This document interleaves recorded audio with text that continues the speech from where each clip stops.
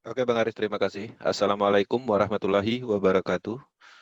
Waalaikumsalam Waalaikumsalam warahmatullahi wabarakatuh. Oke, teman-teman, selamat malam. Salam sejahtera buat kita semua. Untuk teman-teman yang hadir di dalam Zoom Akademi Power Team dan juga teman-teman yang hadir di live streaming YouTube yang ada di channelnya Power Team. Dan malam ini kita bertemu lagi dalam sesi sharing, dalam sesi akademi. Malam ini tujuan dari akademi pastinya kita ngumpul dalam hal berbicara tentang Project Metaverse. Di sini juga sesi tanya jawab adalah hal yang penting, ya teman-teman, nanti akan ada sesi tanya jawab. Bebas menanyakan apapun tentang proyek ini, baik dari strategi, tentang teknologi, sistem, ataupun masalah teknis dan temuan yang ada di lapangan pada saat menjalankan bisnis Metaverse.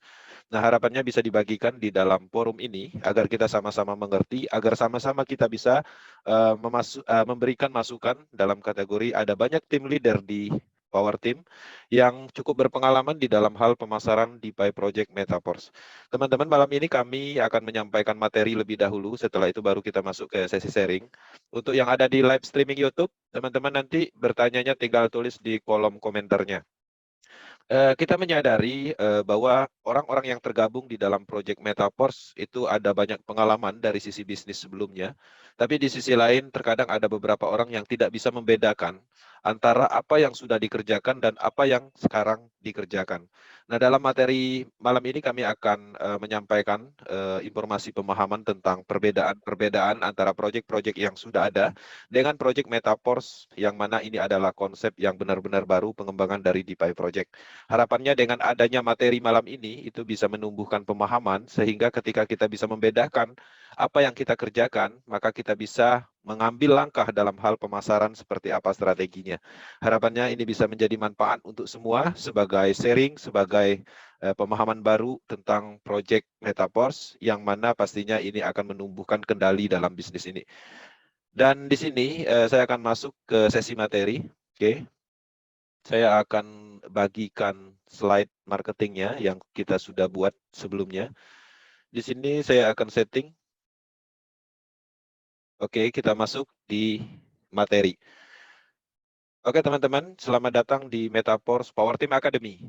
Ya, tema malam ini kita akan membahas Metaverse Decentral Business dan Central Business.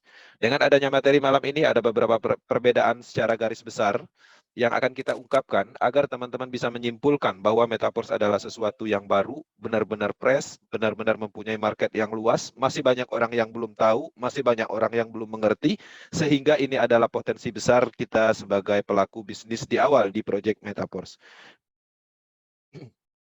Dalam hal ini pastinya tujuannya ada, akademi ini mempunyai tujuan yang cukup baik, ya. Ini menumbuhkan pemahaman perbedaan sentral dan desentral di bisnis Metaverse. Teman-teman juga bisa melihat kelebihan dari bisnis sebelumnya untuk menambahkan keyakinan bahwa kita sedang mengembangkan sistem yang sangat kuat secara sistem dan teknologinya cukup hebat. Metaverse adalah proyek DeFi yang dengan sistem pemasaran yang belum pernah ada dalam sejarah bisnis pemasaran sebelumnya. Ini benar-benar belum pernah ada di dalam sejarah pengembangan network. Ya, sebuah sistem dibuat untuk mengembangkan banyak project DeFi, banyak platform, banyak elemen. Yang pada umumnya suatu sistem hanya mengembangkan beberapa produk, ya, tapi di sini kita mengembangkan dalam hal skala penuh semua yang berhubungan dengan DeFi project. Akademi yang telah kita luncurkan cukup banyak, teman-teman bisa mengulang di YouTube channelnya Power Team. Dan dalam hal ini kita akan melihat dari sisi sistemnya dulu, teman-teman. Kita sudah menjalankan sentral bisnis cukup lama dan beberapa orang mungkin sudah puluhan tahun di dalam pengembangan bisnis sentral. Nah, tapi di sisi lain ada beberapa orang yang tidak melihat secara sistemnya apa yang sedang mereka lakukan selama puluhan tahun. Nah, di sini kita bisa melihat sentral bisnis mempunyai sistem seperti ini pada umumnya, ya, dengan pengembangannya. Nah, ini adalah binary system yang mempunyai sistem dua kaki, yang mana ini konsep ini adalah bina kiri dan bina kanan. Uang besarnya adalah di bonus pasangan. Nah, harapannya teman-teman bisa melihat pola ini. Pola ini berpotensi menjadikan sistem itu bubble, ya, membentuk piramida sistem karena sistem ini berkelanjutan terus-menerus ke bawah dan pastinya menguntungkan orang atas. Nah, di sini kita bisa melihat bahwa central business yang menggunakan binary system itu pada intinya menguntungkan satu orang yang di atasnya, ya, yaitu ownernya atau sistem intinya, yaitu perusahaannya atau owner tertentu. Kemudian selain dari itu kita juga kerap menjalankan atau mengembangkan bisnis sentral dengan pola sistem matahari, ya, yang mana kita tertitik di satu, kemudian kita bisa merekrut sebanyak mungkin. Nah, tapi di sisi lain di sini tetap aturan mainnya adalah upline, ya tetap upline dan terus berkelanjutan, yang mana teman-teman bisa melihat potensi bonusnya biasanya di bonus sponsor yang cukup besar dan bonus kedalaman level. Dan pastinya di titik pertama adalah titiknya perusahaan, bahkan bukan hanya satu, terkadang ada banyak. Oke, nah selain dari itu juga teman-teman mungkin ya tanpa disadari ada yang menjalankan sistem trinary. Trinary ini adalah pengembangan dari binary, tapi di sisi lain tetap mempunyai unsur yang selalu tertuju ke atas, menguntungkan perusahaan, menguntungkan founder, orang yang paling pertama bergabung. Nah, konsep seperti ini saya rasa cukup tidak adil dalam hal pemasaran, karena pada dasarnya kita mengembangkan bisnisnya, terkadang kita memajukan suatu perusahaan atau seseorang. Nah, dalam hal ini keadilannya tidak ada, dalam hal tidak standar, tidak setara dengan pemasaran yang ada di lapangan. Nah, jadi kita bisa melihat pola yang kita jalankan saat ini. Metaverse menggunakan sistem yang sangat berbeda.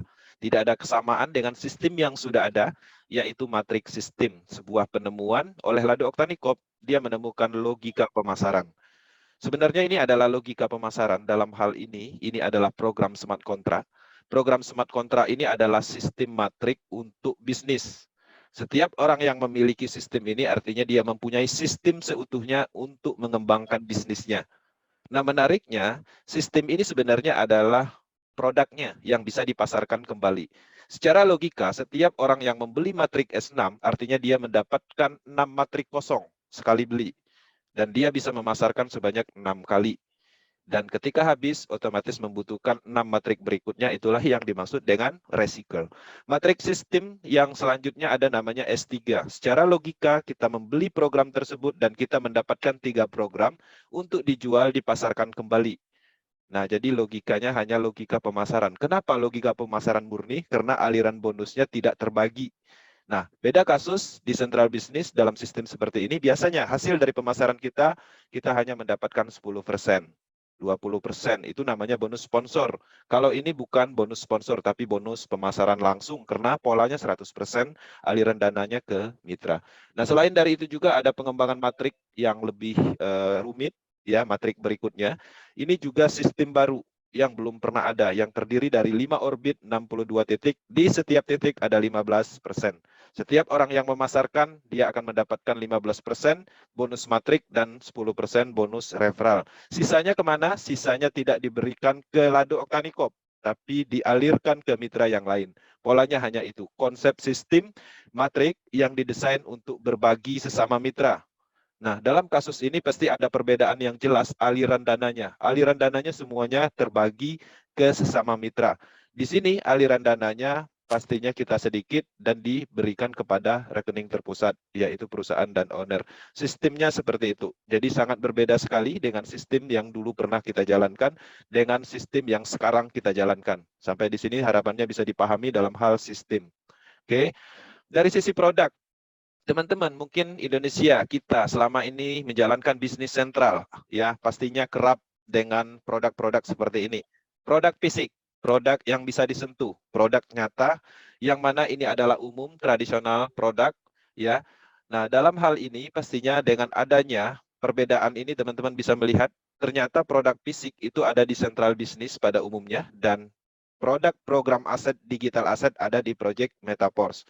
Nah, yang menariknya, kita mendapatkan produk program aset dan digital aset, yang mana ini tidak banyak orang yang memahaminya. Karena ini adalah produk yang dihasilkan dari blockchain. Nah, dalam hal ini pasti beberapa orang yang berpikiran negatif sulit dikembangkan karena produknya tidak familiar. Kita harus menyampaikan teknologinya, polanya, manfaatnya, dan lain-lain. Nah, berbeda kasus dengan produk yang familiar seperti ini lebih gampang dipasarkan, tapi secara pendapatan aliran dana sebenarnya kita adalah sales. Karena pada dasarnya kita memasarkan produk-produk menggunakan sistem yang telah ditentukan. Dan ada pembagian hasil yang mana pastinya hasil terbagi kepada yang punya proyek. Nah, dalam hal ini teman-teman bisa melihat perbedaan dari sisi produknya. Metaverse mempunyai produk utamanya yaitu program aset, yaitu sistem bisnis tadi. Tekstil ada 12 level, Universe ada 9 level. Nah, ketika teman-teman memiliki produk utama berupa program ini, teman-teman bisa memasarkan dan distribusinya menggunakan smart contract. Selain dari itu juga, ada produk-produk lain yang terhubung dengan program utamanya atau produk utamanya yaitu digital asset.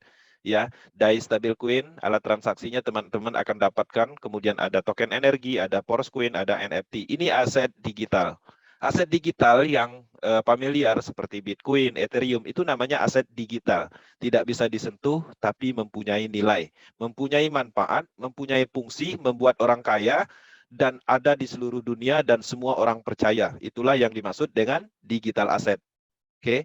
Nah, secara radius, digital asset mempunyai kemampuan untuk menyentuh seluruh dunia, tapi produk fisik hanya menyentuh di beberapa negara, maksimal 3 sampai 4 negara, artinya tidak bisa mengglobal secara besar-besaran secara market karena produk seperti ini membutuhkan yang namanya legalitas, ya, badan hukum dan segala macamnya karena ada sentralnya. Nah, di Metaverse kita mempunyai kebebasan untuk memasarkan ini, semua orang bisa menuju ke market manapun. Ini menarik karena ada perbedaan dari sisi produknya. Oke, dalam hal produk teman-teman harus memahami betul ada perbedaan antara produk fisik dan digital asset. Oke, ini clear masalah perbedaan tentang produk. Nah, kemudian teman-teman juga bisa melihat dari perbedaan aliran dana. Oke. Nah, di sini kita melihat ada aliran dana yang di central business. Kalau kita pahami, itu dananya terpusat dan dikontrol. Orang-orang ini bergabung, mengeluarkan uang, uangnya masuk dulu ke sini. Oke. Nah, ketika orang-orang ini mendapatkan bonus, pendapatan atau bonus yang mereka dapatkan nanti pusatnya dari sini, dikontrol, dibagikan dari ownernya. Nah, pada dasarnya bisnis seperti ini artinya ada pihak ketiga yang mengendalikan dana tersebut. Ya, nah artinya di sini ada resiko karena ada dana di pihak ketiga. Oke, teman-teman bisa melihat ketika central bisnis pasti ada pengumpulan dananya. Nah, dalam hal mendapatkan bonus tetap kita meminta dalam hal pencairannya dan nanti akan di-approve dari pihak ketiganya. Nah, berbeda kasus dengan Metaverse. Metaverse, setiap pendapatan yang kita dapatkan distribusinya bersifat langsung, peer-to-peer, ya, menggunakan perjanjian dari kontrak pintar atau smart contract. Nah, dalam hal ini kita dibantu oleh teknologi blockchain yang namanya itu pengembangan dari smart contract. Nah, jadi ketika distribusi itu langsung peer-to-peer, artinya sebenarnya secara tidak langsung, secara logika ini adalah pemasaran langsung.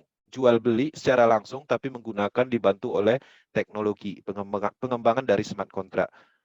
Nah, jadi secara aliran dana jelas bahwa di sini tidak ada unsur sentralnya atau dikumpulkan dulu. Misalnya seluruh orang yang bergabung di Metaverse, dananya dikumpul dulu ke Lado. Bukan seperti itu. Ini konsepnya adalah distribusi langsung, terdesentralisasi sepenuhnya. Kalau di sini iya, ketika semua orang yang bergabung di central business, pasti dana secara keseluruhan, dana-dana orang yang bergabung tadi pasti tertuju ke sini dulu. Baru nanti dari sini sisanya beberapa persennya dibagikan lagi, dialirkan lagi. Polanya hanya itu. Nah, jadi ada kontrol dan ada pihak ketiga yang mengendalikan dana tersebut. Secara dana jelas bahwa ada perbedaan yang cukup jauh. Nah, kemudian dari sisi teknologi, data, dan sistem. Central business itu adalah sistem atau data itu berada di server terpusat. Ya, proxy servernya terpusat, bisa ditargetkan, bisa diambil alih oleh siapapun yang mempunyai kekuasaan. Atau mungkin bisa diambil alih oleh orang-orang yang kapasitas secara ilmunya cukup baik seperti hacker, bisa menyerang dan mengambil alih dan mematikan, memindahkan, dan macam-macam. Nah, kenapa? Karena ada target titik servernya yang bisa diambil alih atau dikendalikan. Nah, ini berbeda sekali dengan sistem yang ada di Metaverse. Metaverse itu sifat datanya adalah menyebar. Sistem Metaverse atau data Metaverse ada di jaringan Polygon blockchain. Ya, ada di seluruh jaringan internet node komputer seluruh dunia. Jadi sangat tidak mungkin untuk dimatikan, diambil alihkan atau diubah oleh sekelompok orang atau orang-orang tertentu. Karena ketika ingin menguasai, ya, mengambil alih data dan sistem Metaverse, maka dia harus menguasai 50% kalkulasi node komputer seluruh dunia. Jadi sangat tidak memungkinkan. Nah, hal seperti itulah keamanan yang kita lihat secara teknologi, data, dan sistem cukup jauh perbedaannya. Nah, di sini kenyamanan kita ada, cukup aman secara sistem, data, dan teknologi. Jadi sangat tidak mungkin dimatikan oleh sekelompok orang, yurisdikasi tertentu, bahkan si pembuat ide tidak bisa menghentikan program yang sudah ada di smart contract di blockchain Polygon. Nah, itu adalah kekuatan teknologi yang bisa diandalkan yang membuat kita bisa terus membangun bisnis ini secara nyaman tanpa keraguan.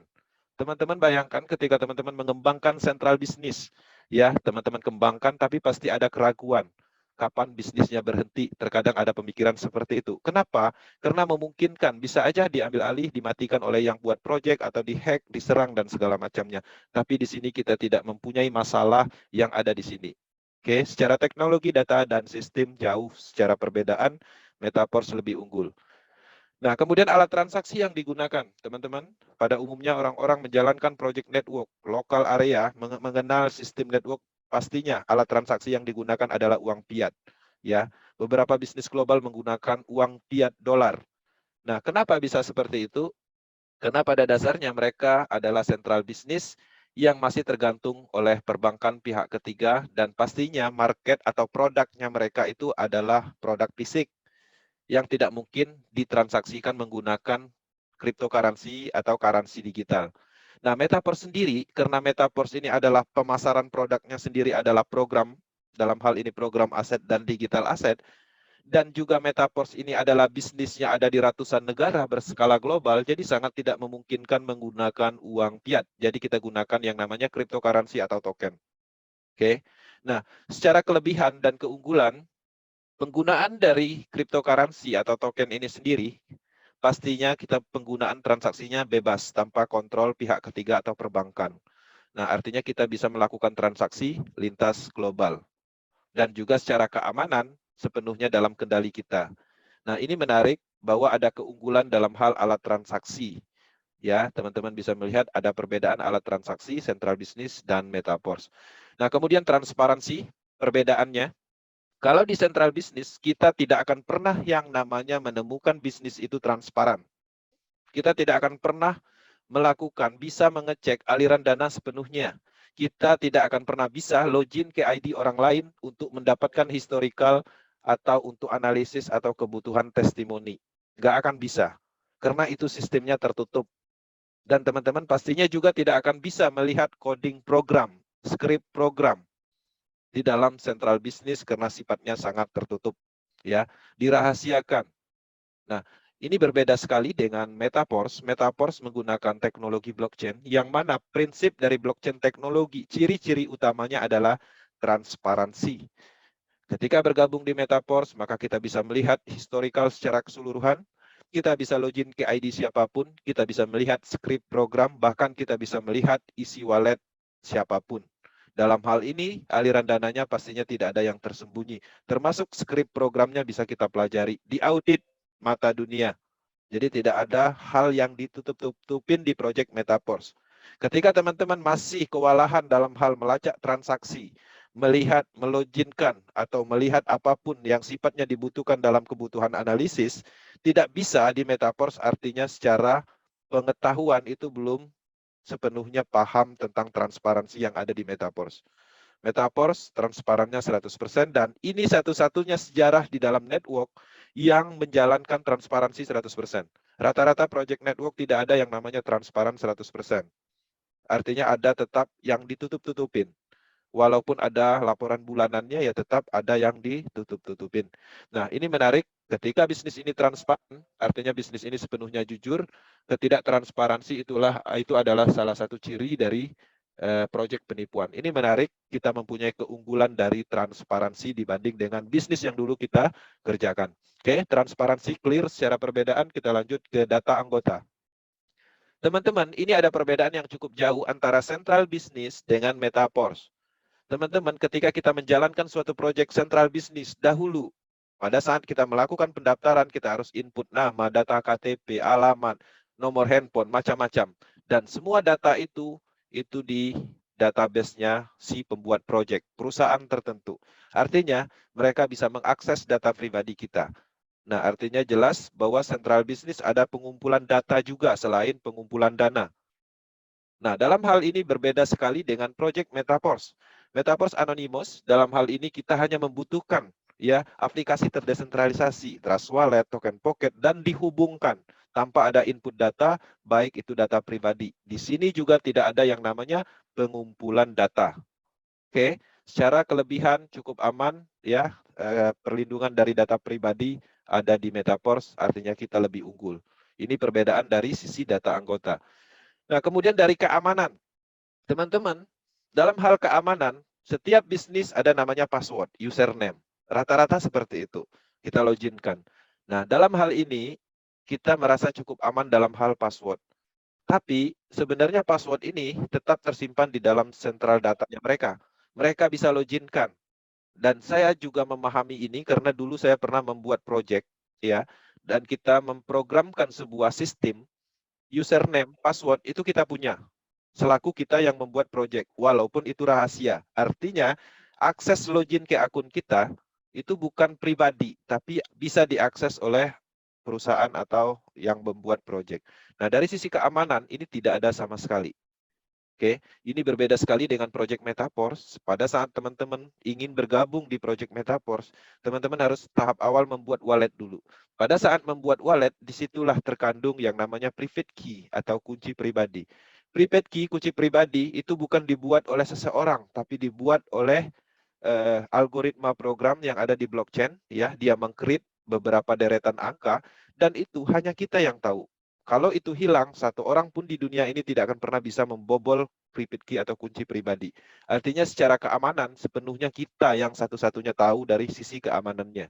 Kalau seandainya ini terjadi kehilangan saldo, kehilangan akses, pastinya itu adalah kelalaian pribadi.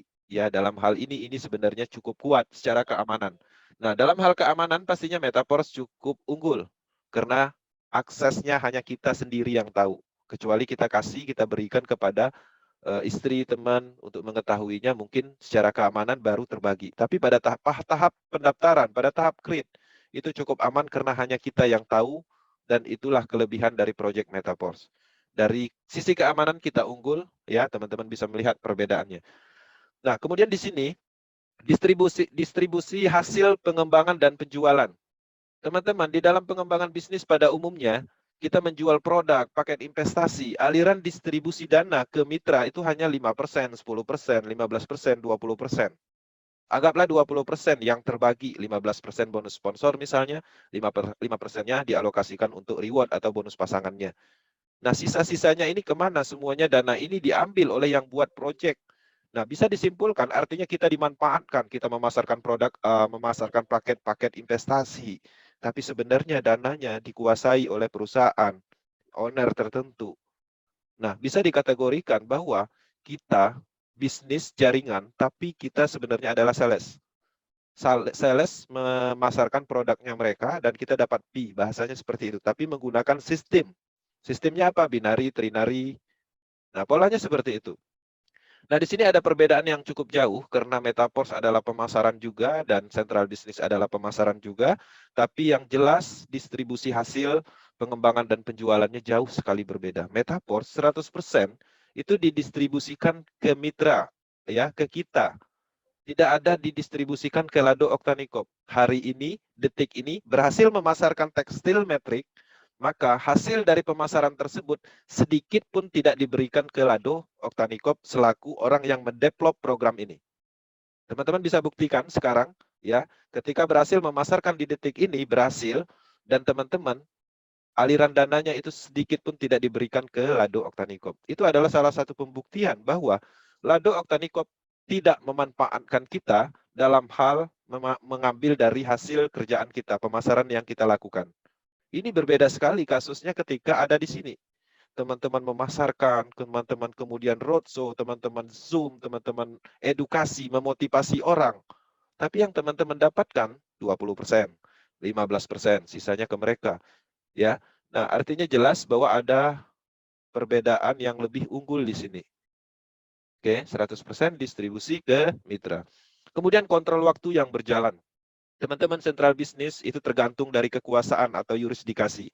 Teman-teman tidak bisa mengandalkan proyek ini ketika teman-teman memahami bisnis seutuhnya. Ketika kita masih mengembangkan proyek orang lain, memasarkan produk orang lain, ikut ponder A, ikut ponder B, teman-teman akan tergantung pada kekuasaan. Yang buat proyek itu adalah kekuasaan, IT program itu adalah kekuasaan, yurisdikasi tertentu itu adalah kekuasaan. Mereka yang menentukan nasib umur dari proyek bisnis itu. Artinya jelas bahwa di sini tidak bisa kita menerapkan komit, konsisten, tidak bisa, silang. Kita oke mau konsisten di sini, mau komit di sini, selamanya ingin menjalankan bisnis ini. Kalau sistemnya dimatikan oleh pemerintah, kita mau apa? Dimatikan oleh yang buat proyek, apakah kita masih mau komit ketika aksesnya tidak bisa lagi? Sangat tidak memungkinkan untuk penerapan komitmen dan konsisten di sini, di sentral bisnis. Ini berbeda sekali dengan proyek sekarang yang kita kerjakan. Proyek hebat ini, Metaverse. Selama internet ada, teman-teman bangun bisnis ini dari sekarang, pasarkan dari sekarang, bentuk tim dari sekarang, kembangkan bisnis ini. Maka hasilnya itu selamanya. Teman-teman bisa terus mengembangkan, menjalankan, dan pada akhirnya bisnisnya dalam kendali. Ya, timnya menyebar di seluruh dunia. Ya, tim pemasarannya ada di mana-mana. Maka ini akan terus ada. Komitmen konsisten bisa diterapkan di proyek ini karena dia selalu ada.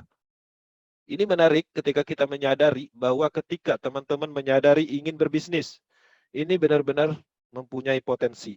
Ini berbeda kasus ketika kita memahami suatu network, suatu BO, bisnis online, mindset spekulasi, maka kita tidak akan menemukan kelebihan untuk membangun.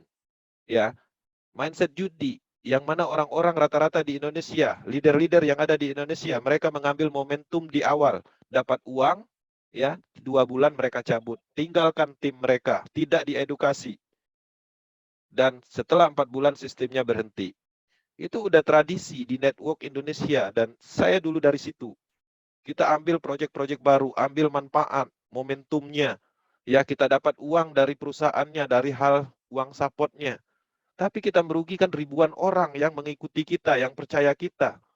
Yang mana kita udah tahu bahwa jalan ceritanya pasti berhenti. Tapi di sini teman-teman, ya terapkanlah komitmen dan konsisten, itu bisa. Ya, kembangkan bisnisnya, orang bergabung, orang percaya sama kita, edukasi, ya, orang percaya sama kita, kita beri pemahaman, kita beri strategi pemasarannya, dia bertanya, kita jawab, dan akan terjadi partner, mitra bisnis, bisnis to bisnis. Standarnya adalah statusnya sama, tidak ada unsur antara ponder dan pengikut, ya, owner dan pengikut.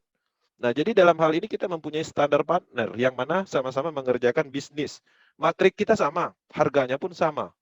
Saya memasarkan bisnis, saya dapat. Ketika teman-teman memasarkan, teman-teman akan dapat lebih. Polanya hanya itu. Dalam hal pemasaran di Project Metaverse, setiap orang yang melakukan pemasaran itu adalah haknya.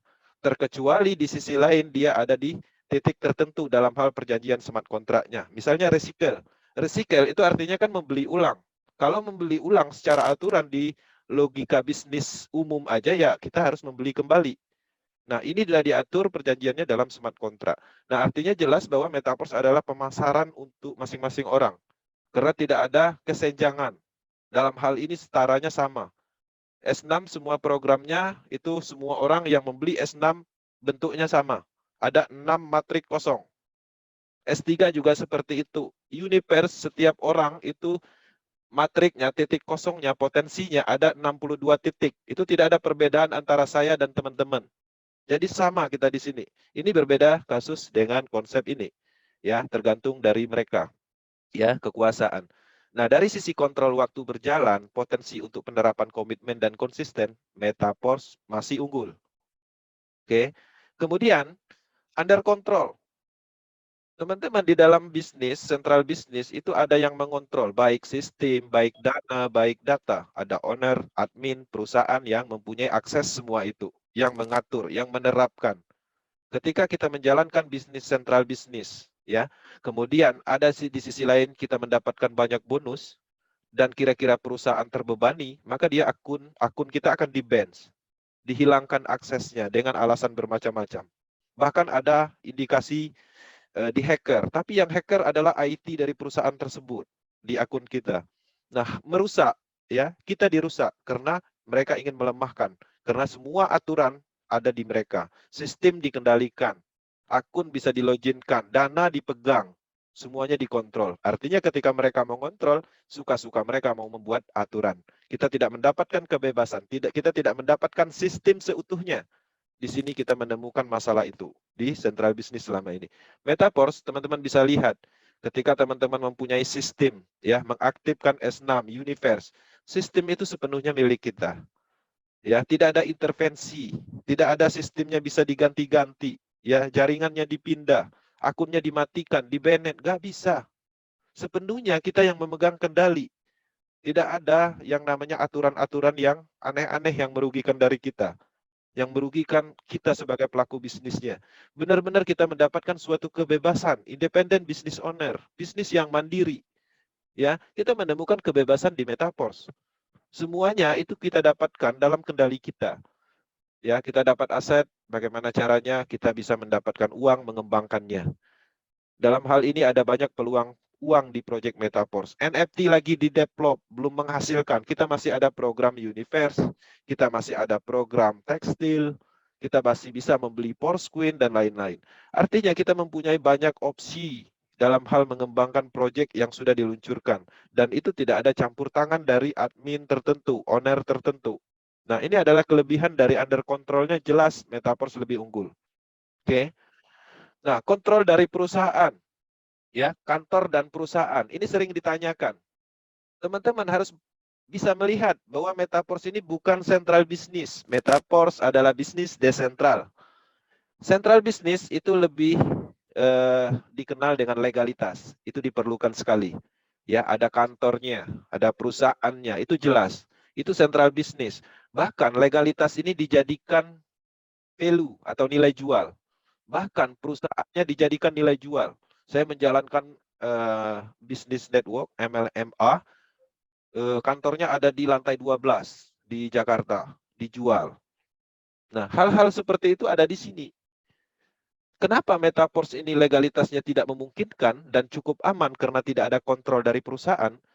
Untuk menciptakan legalitas, itu ada syarat yang harus dilakukan. Pertama, ada pengumpulan dananya. Ada produk realnya yang harus di audit. Ya, ada badan usahanya atau ownernya. Nah, ada struktur manajemennya. Nah, dalam hal ini tidak ada di Project Metaverse karena sentralnya aja nggak ada, orangnya aja nggak ada, yang mengendalikannya aja nggak ada, yang punya nggak ada, yang punya adalah semua orang karena ini adalah bagian dari sistem yang ada di jaringan internet Polygon blockchain. Semuanya tersebar di situ, bebas, tersedia untuk umum, tanpa ada unsur sentralnya. Jadi sangat tidak memungkinkan Metaverse dilegalitaskan. Ketika legalitasnya nggak ada, bahkan ini menjadikan bisnis ini cukup aman. Karena kenapa? Pada dasarnya banyak kasus bisnis network yang ada legalitasnya itu adalah banyak memakan korban selama ini. Ada MLM, ada BO investasi yang mempunyai legalitas yang cukup kuat. Legalitasnya perusahaannya 15 tahun sudah berdiri. Ternyata legalitas tersebut dipakai karena perusahaannya mau pilot misalnya. Nah, jadi tidak ada yang abadi dalam pengembangan bisnis selama ini yang kita temukan. Karena saya secara pribadi cukup lama menjalankan bisnis sentral ini, dan legalitas seperti apa yang belum saya temukan, bahkan legalitas yang menggunakan badan hukum, materai dan segala macam, dan itu tidak ada kekuatan hukumnya pun saya tahu. Jadi tidak ada unsur yang dibanggakan ketika kita memahami dan kita sudah menjalankannya. Nah, sekarang kita menemukan suatu proyek yang mana proyek itu adalah bagian dari teknologi yang sudah teruji, yang tidak memerlukan yang namanya unsur sentral, yang tidak memungkinkan untuk membuat legalitas. Jadi Metaverse unggul dari sisi ketahanan dalam hal legalitas itu tidak diperlukan, perusahaan tidak diperlukan. Oke. Nah, kemudian sistem distribusi dalam hal konsep, ya, konsep distribusi dalam hal ini di konsep central business pada umumnya itu withdrawal method, ya, withdrawal. Kalau bisnis itu masih ada tombol withdrawal-nya, itu pasti sentral. Walaupun katanya bisnisnya desentralisasi. Katanya aja desentralisasi. Karena kalau masih ada withdraw-nya, pasti itu ada kontrol, approval dari admin, owner, atau perusahaan tertentu. Konsep yang terdesentralisasi sepenuhnya itu tidak ada unsur yang namanya withdraw. Itu harus dicatat. Ya, semua project DeFi itu tidak ada sistem yang melakukan penarikan dalam hal withdraw yang approve admin. Artinya kalau approve admin itu uangnya ada di mereka, nanti kita klik withdraw, mereka yang konfirmasi. Nah, artinya sistem seperti ini masih menggunakan manual konfirmasi pihak ketiga. Nah, di dalam project desentralisasi ada konsep withdrawal, tapi itu adalah smart contract dan bisa dicek secara transparansinya. Nah, beberapa kasus di DeFi Project sekarang ada penerapan withdrawal, tapi itu murni adalah bagian dari pengembangan algoritma. Nah, Metaverse itu tidak ada proses seperti itu. Ketika teman-teman memasarkan, matrik sistemnya menghasilkan di detik ini, detik itu juga akan dikirim ke handphone di walletnya masing-masing. Kalau udah masuk handphone, wallet masing-masing artinya udah sah punya kita.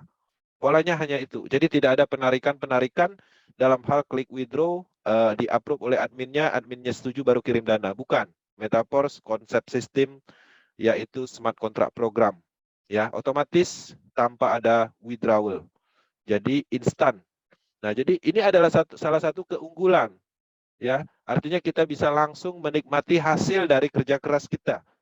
Berbeda kalau konsep sentral, bonusnya terkumpul dulu di dalam satu akun, ya, kemudian kita ingin jadikan rupiah, kita klik withdrawal, iya kalau di-approve. Kalau adminnya mau bayar, karena ada konfirmasi approval dulu. Nah, dalam hal ini kita unggul dari sisi distribusi sistem konsepnya. Oke, teman-teman bisa memahami perbedaannya.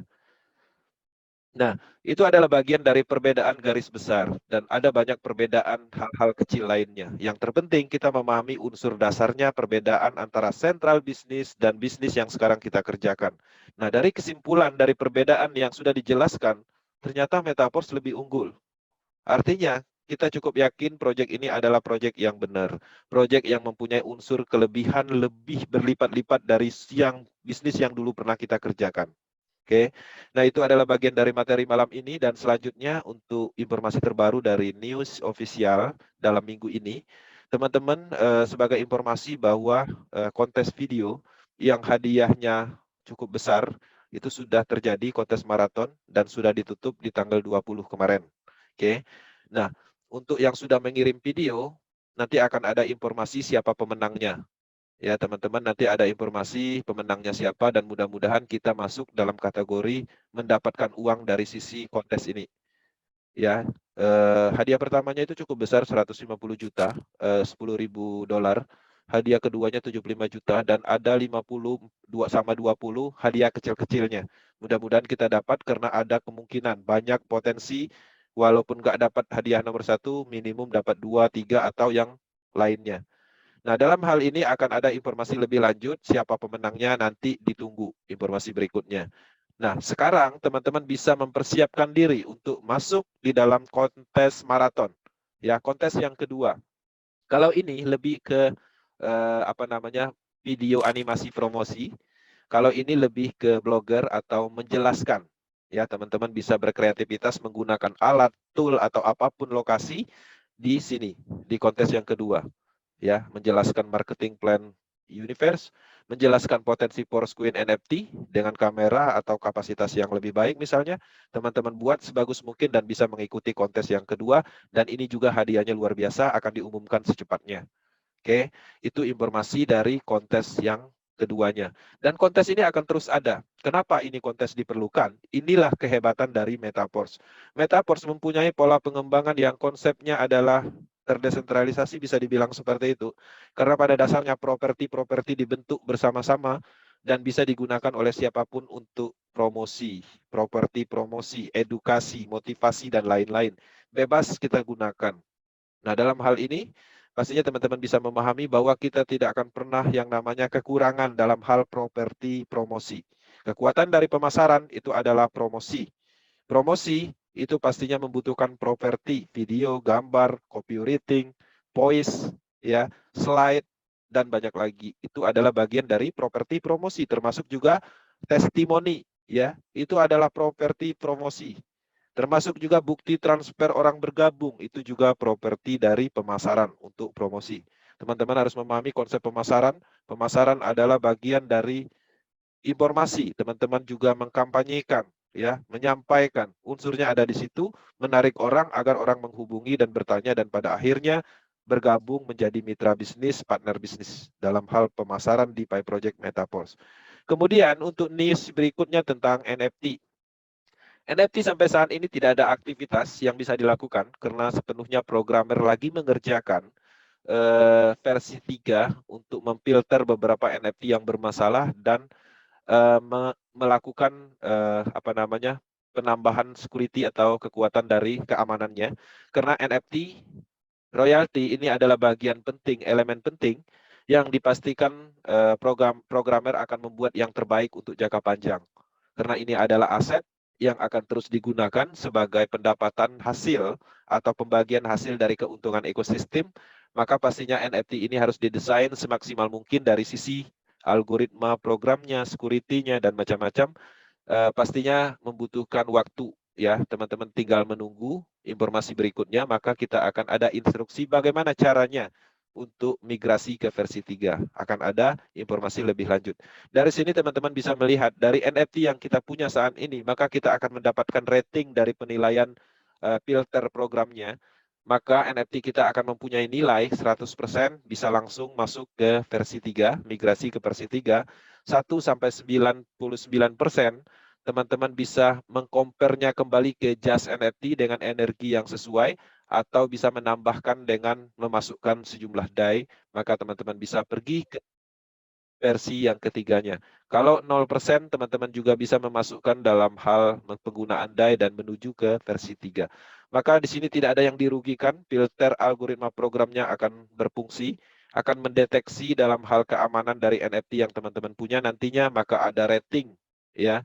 Dan harapannya kita yang sudah mempunyai NFT mendapatkan rating yang 100%. Semoga dalam waktu dekat kita mendapatkan informasi tentang NFT, karena berdasarkan informasi seharusnya ada pengumuman malam ini, kita lihat nanti. Tergantung dari programmernya, ketika mereka menyatakan semua tes uji cobanya berhasil, maka akan ada informasi lebih lanjut tentang migrasi versi 3. Tapi poinnya, jangan ada aktivitas di NFT karena saat ini programnya memang lagi di develop. Oke. Kemudian update Porsquin. Sebagai informasi, Porsquin sudah memasuki distribusi 29%. Tinggal ada sekitar 70% lagi teman-teman bisa memanfaatkan untuk mendapatkan Porsquin dengan harga murah. Saat ini update terakhir informasi harganya ada 0,34 per Porsquin-nya, dan ini akan terus meningkat. Dan harga murah hanya bisa didapatkan di fase distribusi ini. Ketika dimarketkan, banyak analisis menyatakan ini adalah potensi harganya akan tinggi. Dan harapannya teman-teman bisa memanfaatkan peluang distribusi ini. Total yang sudah distribusikan ada 136 juta lebih ya. Total supply dari keseluruhan 468 juta ya. 80% didistribusikan melalui program Universe. 20% sisanya dari total supply itu dialokasikan, didistribusikan dari TR token dan beberapa program lainnya termasuk Metaverse nantinya. Oke, ini adalah informasi untuk Porsquin. Di sini teman-teman bisa melihat satu DAI stablecoin kita keluarkan, kita mendapatkan 2,88 Meta Porsquin. Ya, jadi ada kursnya di sini, dan ini akan berjalan seiring open block ya, open block yang terbuka pada saat microbloknya terus berjalan, dan pada akhirnya nanti harga terakhir itu di $0,9 sebelum dimarketkan blok terakhir. Oke teman-teman, kita selesaikan materi malam ini dan kita akan lanjut ke sesi tanya jawabnya. Kami Power Team Indonesia sangat komitmen dan konsisten mengembangkan proyek ini. Unsur kita adalah manfaat dan ingin memberikan suatu hal baru, ya, peluang baru, yang mana kita meyakini bahwa proyek ini akan menjadi sejarah dalam pengembangan DeFi proyek terbesar di dunia, karena banyak sekali platform atau elemen-elemen yang dikembangkan di dalam ekosistem ini. Mungkin saat ini belum ada aktivitas yang begitu menarik, hanya memasarkan program, tapi teman-teman ketika ekosistem ini tumbuh, maka ini akan menjadi perhatian dunia, dan ini akan menjadi sejarah kita. Yang ada malam ini adalah orang-orang pertama di dalam mengembangkan proyek ini, kita ikut dalam sejarah pengembangan ini. Nah, semoga apa yang kita harapkan berjalan lancar, dan pastinya kita akan terus berlanjut mendapatkan manfaat dari bisnis ini. Ada banyak hal manfaat, selain dapat uang, kita juga dapat akademi tentang blockchain, mindset tentang bisnis, ilmu-ilmu lain tentang pemasaran, teman, relasi, yang pastinya kita berpikir positif tidak lagi berpikir spekulasi, mindset judi, kita rubah semua dengan platform ini. Semoga teman-teman mendapatkan manfaat dari hadirnya Metaverse ini di Indonesia, dan kami sangat berharap Metaverse menjadikan sebuah solusi ketika teman-teman dulu pernah merugi, dan ini kita berikan suatu bisnis dengan kekuatan teknologi dan sistem yang cukup baik. Berskala global, ada di ratusan negara, anti-scam. Harapannya bisa diterima. Terima kasih. Kita kembalikan ke co-host Pak Dearis sudah hadir mungkin atau tim leader lainnya. Kita akan ada sesi tanya jawab. Silakan sampaikan pertanyaan apapun. Terima kasih. Oke, terima kasih Bang Kensi atas presentasinya, dan presentasi ini sudah beberapa kali disampaikan, tetapi ada beberapa tambahan karena kita juga harus mengikuti breaking news-nya. Presentasi ini direkam, nanti akan dibagikan ke channel link YouTube yang lebih sempurna. Dan sebelum masuk ke sesi tanya jawab, kita mungkin istirahat dulu sebentar sambil menyiapkan makan minum dan menyiapkan charge kalau memang lowbat. Izinkan saya menyetel beberapa video untuk kita simak bersama. Oke.